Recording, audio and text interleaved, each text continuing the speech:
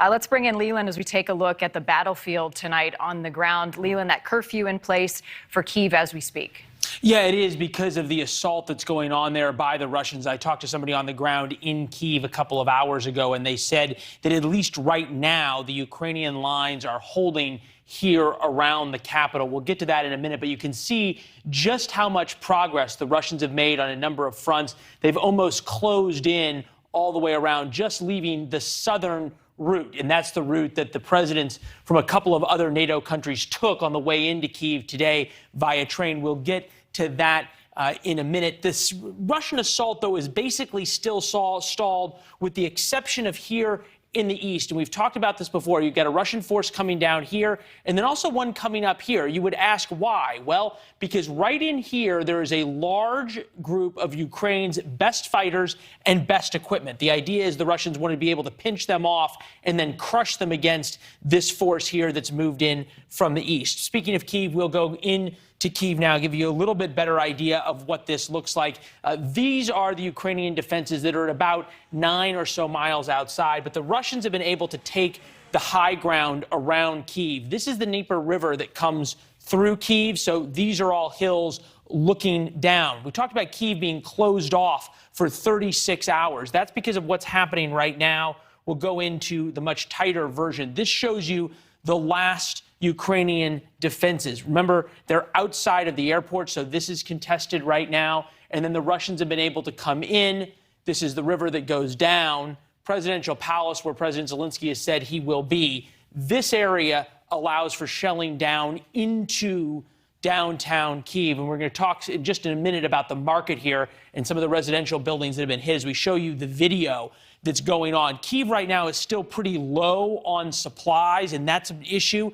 And as things get worse, they get worse on a compounded basis, because every apartment building that is hit, you see it burn. That's just one more group of people that this city that is low on supplies, under a curfew, and under a Russian siege for three sides has to take care of. And the Russians are making it difficult to live for everyday life. That is part of their battle plan. This is a downtown shopping area. There's nothing left to shop for. So there's no chance of you being able to, for example, go out and get any food. That's going to become an issue over the next couple of days and certainly the next week. All right, remember this. The more desperate Vladimir Putin gets, the more brutal he gets. He's done it in every single war that he has been in. And he said in this war he was going to be welcomed as a liberator, not a conqueror. That has not happened. The one place that has sort of surprised everybody in terms of whether or not they've held out is Kharkiv. And this is a Russian-speaking city. It should have been a place that if Vladimir Putin was going to be welcomed, it would have been here. They've managed to hold out so much so that the Russians have had to go around the city and just shell it.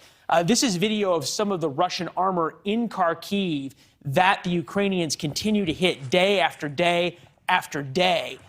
Pretty demoralizing for the Russians themselves. Then we'll show you some of the schools that have been hit and apartment buildings that have been hit in Kharkiv. So this is the Russians' answer. If you don't let us take over your city, we are just going to destroy the city.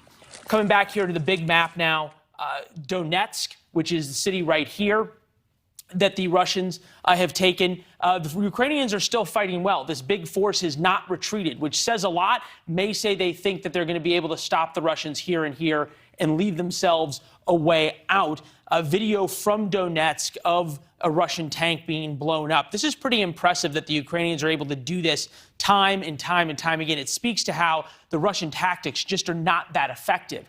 Also shows you about Donetsk. If you look around where you're going to see this tank blow up from the drone video, there it is.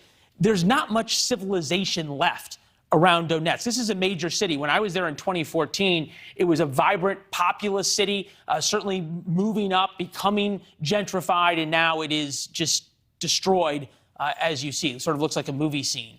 Next city to talk about down in the south is Kherson, which is here, which is just taken. There's an airport just outside of Kherson that is on this map under Russian control. We're going to now switch and show you the satellite images of that airport where the Russians were able to take out a number of helicopters that are now burning.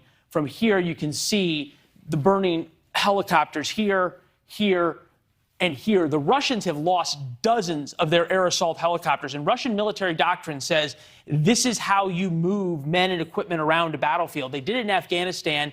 The Stinger missiles that the U.S. gave in Afghanistan obviously proved extremely deadly for the Russians in Afghanistan, and it's happening again here. This is the airport. You can see the tarmac. We're unclear how exactly the Ukrainians were able to launch this assault, what kind of munitions they used, but certainly the fact that they've done this to where at a place that the Russians thought they had control speaks to how that this could be a very, very long battle if the Ukrainians want to do it. This is the point that President Zelensky is going to be talking about. He says he wants a no-fly zone. He's not going to get it. The one thing he has to convince the United States of tomorrow is to fly more weapons and more equipment into the air base here in Poland. From there, it can go out and across his city and his country to some of these various places that are still holding out, including the port city of Odessa. Marnie, the key question for tomorrow is going to be watch what President Zelensky says about the fight on the ground. He's changing his tone a little bit to match what he thinks the United States wants and needs to hear.